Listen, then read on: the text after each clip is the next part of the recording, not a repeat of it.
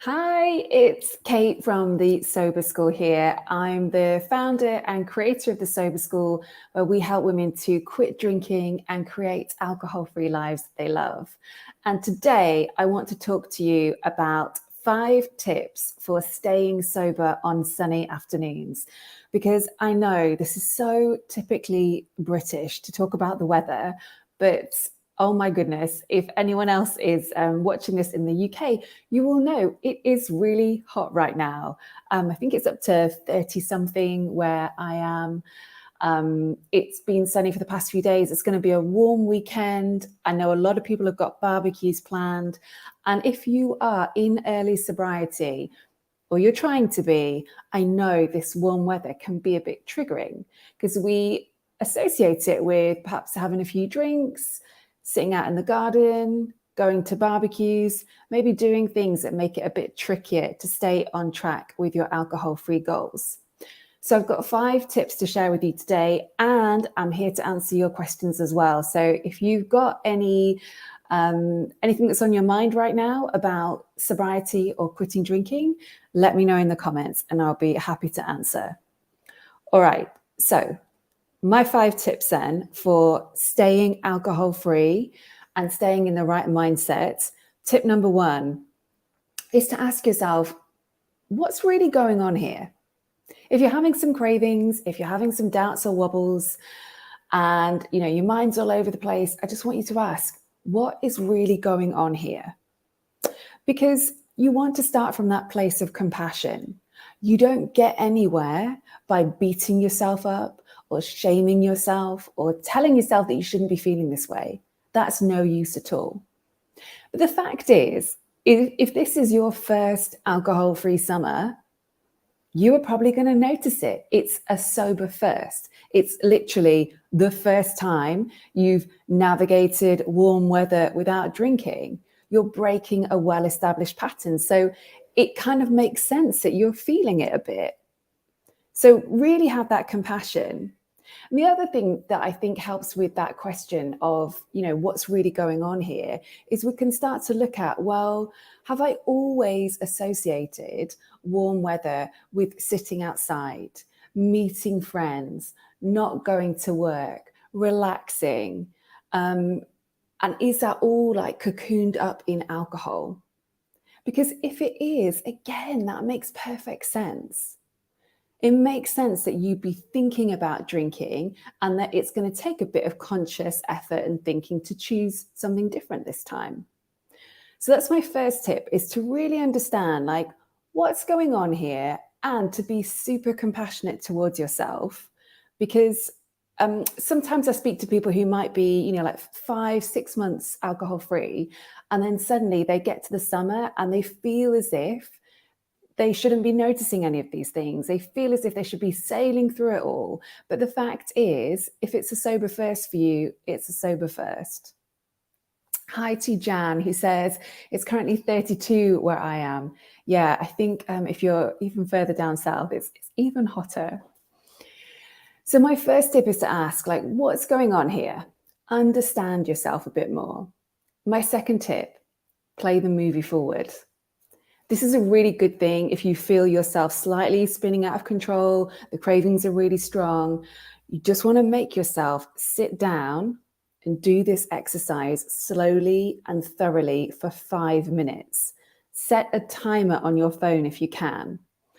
And what you're going to do is play the movie forward and think about, how is your evening going to pan out if you have a few drinks now? Or one drink, because it's always, oh, hey, I'm just going to have one drink, isn't it?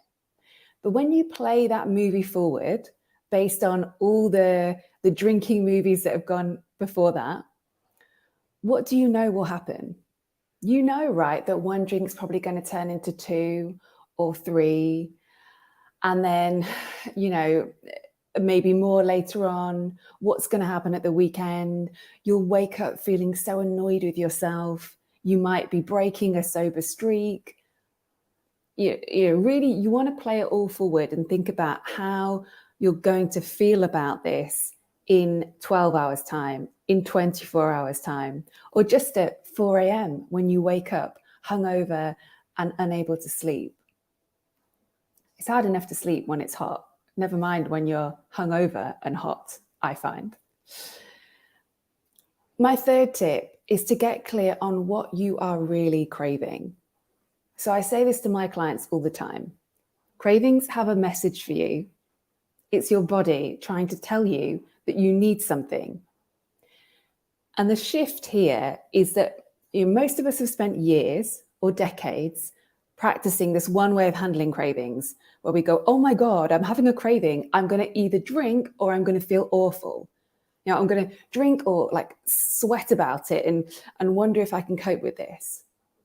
Whereas actually, just want to take a deep breath and say, okay, what is this craving trying to tell me? Because it does nearly always have a message for you. And it might be trying to say to you, hey, you're a bit out of balance here.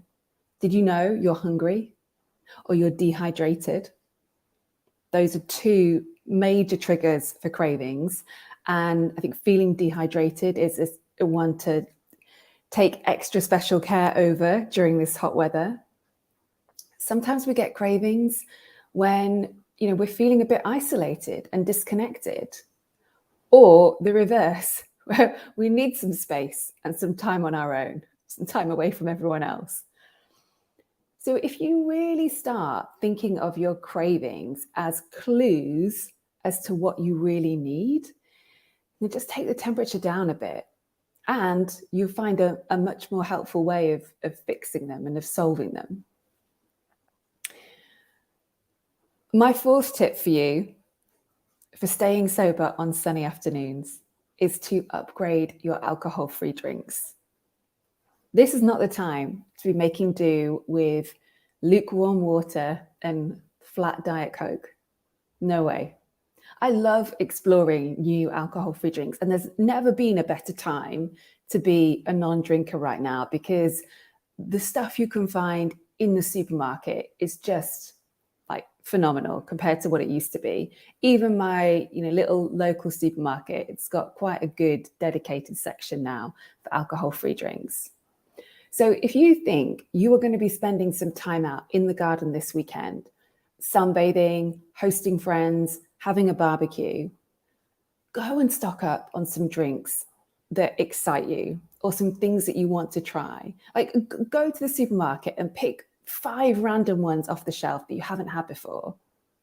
You deserve to have exciting, interesting, tasty, alcohol-free drinks.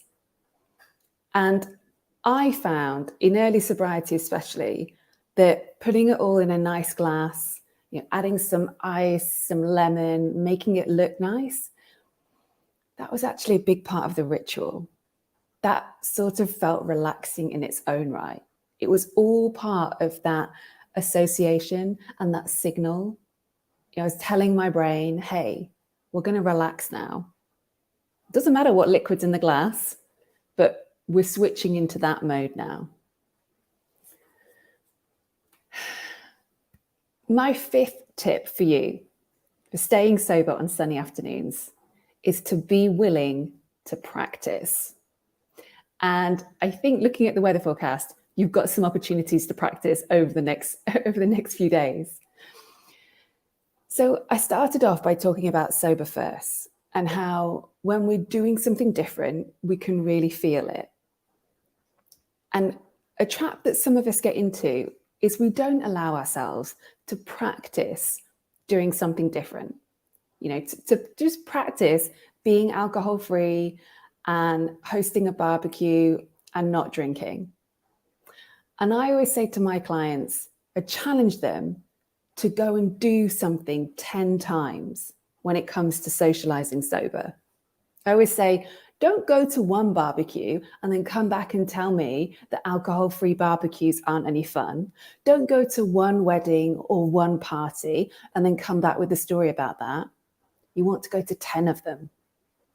Because once you go to 10, you actually start collecting data. And when you have data, then you have better evidence, more accurate stories.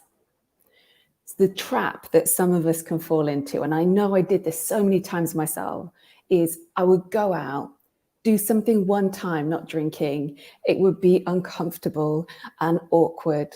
And then I would just come home and be like, right, I'm not doing that again. I tried it once. But you think about how many other things in life are awkward and uncomfortable and a bit weird at first. Your first day in a new job, your first day at school, your first date with someone, they're all a bit weird, aren't they? But we understand that sometimes we have to persevere with those things and practice them. And it's just the same with doing things alcohol-free. If you have had alcohol by your side as a comfort blanket, as a crutch, and it's been with you on every social occasion over God knows how many years, or maybe decades, then hey, leaving that behind, it's going to take a little bit of effort to start with, and go you, like that's amazing, but it's inevitable that it might feel a little bit strange. And that's why you want to give yourself that opportunity to practice it. Practice it 10 times and then come back and tell me that it's no good. Then we can do some work with your data. Personally, I absolutely love being alcohol-free in this weather. I wake up in the morning and I look out at the brilliant blue sky and I think, I'd hate to be hungover on a day like this. And then, when I'm out and about during the day and I'm like getting all like hot and sweaty or whatever, I'm just so pleased to be able to come home, have some water, like refresh, rehydrate, and stay clear-headed. And when I have people around for barbecues and, drinks outside on the patio, I really love being able to connect with them properly and being able to remember it all. And this is the thought that I want to leave you with. The best kind of barbecue, the best kind of summer party, the best kind of social gathering in the sun, the best kind are the ones that you can remember, the ones that you've got your crystal clear memories of, that you remember, that you know why you were laughing, that those emotions you felt were genuine, and you know that you were really there for it and really present for everyone. Those are the best ones. So please treat yourself to some alcohol-free sunny afternoons over these coming few days. I think you'll love them. Work on that tan, keep things alcohol-free, and keep things clear-headed. That's all from me for now. I hope you have an absolutely amazing weekend. Take care in the sun, and I'll speak to you again soon.